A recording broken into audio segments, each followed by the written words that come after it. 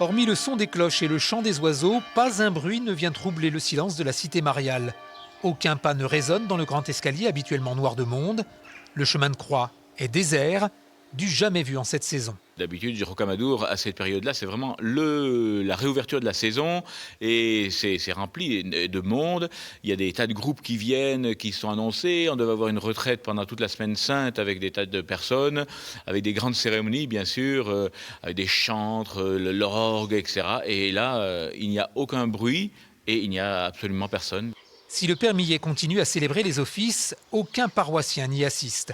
La chapelle Notre-Dame et la basilique Saint-Sauveur sont désertées. Dans les rues, seuls quelques chats se promènent encore. Les 200 commerces ont baissé le rideau. Ne reste que l'épicerie du village à être ouverte. On voit à peu près entre 30 et 40 clients par jour.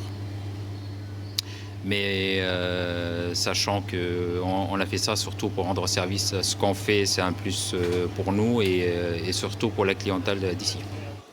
Pour le maire de Rocamadour, il sera très difficile, voire impossible, de sortir la tête de l'eau sans aide de l'État et des collectivités. On ne sait pas combien de temps va durer le confinement. Et ensuite, il va falloir, on va relancer les entreprises, mais il va falloir que les touristes reviennent. Et ça risque d'être un peu long.